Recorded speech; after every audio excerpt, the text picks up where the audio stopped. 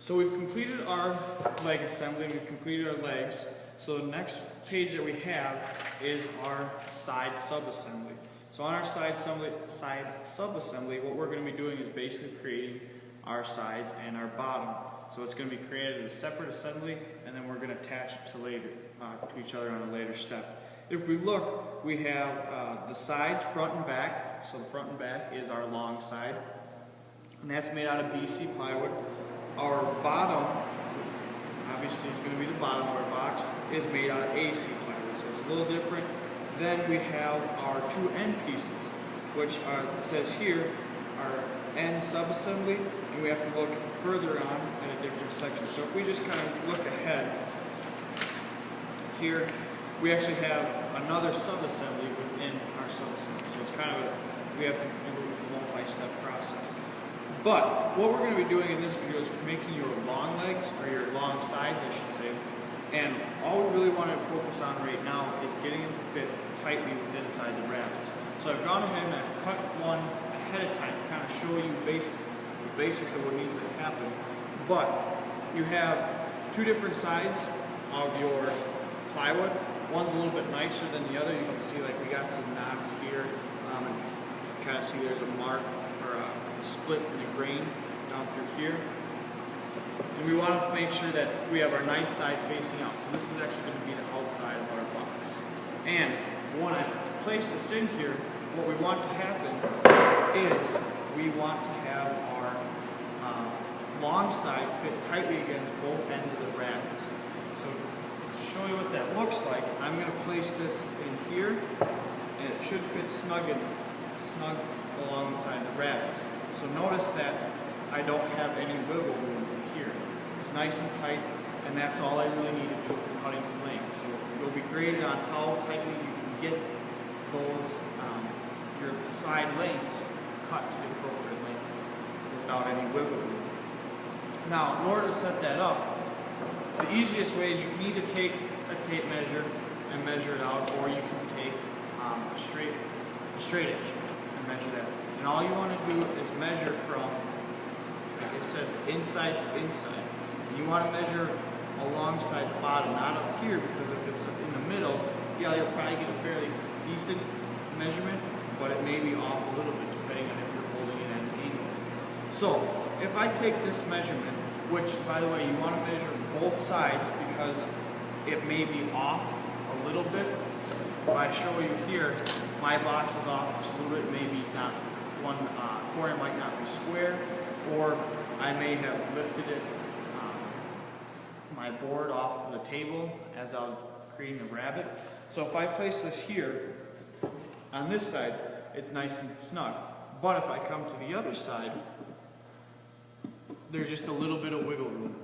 And you can kind of hear that. Just that, what means is that my board isn't long enough. So this side is actually longer than the other. Once I have this created, just to help further on in the process, I can actually mark towards the bottom, just the small number 1. And if I want to do 2 marks here, that means that this is going to be the 2 corners. So I have 2 marks here, 2 marks on that triangle support, 1 mark here, 1 mark here, and I can do 3 and then 4 later on. But what I'm going to do is you'll actually be given a board. I'll pull this so you guys can see it. We have a 4x8 sheet of plywood that's ripped into 1 foot widths. So you'll actually get a board that's about this long, and you'll have it to use to make your long sides and your short sides, and then there'll be some, whatever that's left over, someone else can use that. So you really want to make sure on this step that you measure once, or measure twice, cut once, because if you make a mistake, you're going to have to deal with it, because we don't have enough material for you to just be like, I cut it a 1/16 of an inch short, so now I got to go and cut another. Well, if you cut it a 1/16 of an inch short, well, you'll have to deal with that because you didn't take your time for cutting or measuring. So, the easiest way I found to do it is to actually take a straight edge, and I want to measure here, so it's about 23.5. So what I'm going to do is I'm going to mark here along the edge at 23.5, I'm just going to make a light mark. I'll double check again. 23 and a half. We have here is 23 and a half. Now, what you would use to cut this is the chop saw. The reason why you want to use the chop saw over there is it'll give you a square cut. So you want to make sure that your ends are square. So if I have my side that's already cut over here, I have them so that they're nice and square. It's not cut at an angle or anything like that. What happens is later on it'll end up screwing up your miters, and when it comes time to assembly, it'll be all off and it'll be a little bit more difficult to assemble. So, as I was saying, we measured it, we have 23 and a half. I made my mark down here, and all I want to do is bring my square up and make a mark in the center.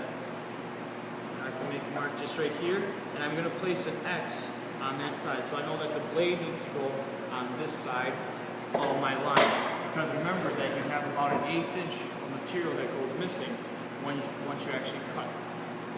The reason why you want to mark in the middle is because it's a sliding compound miter saw, and when you set it down in the middle, the blade touches in the middle of the board. It doesn't touch on the end, on either end, but it touches in the middle. So if you make your mark in the middle, you're going to get a more accurate cut.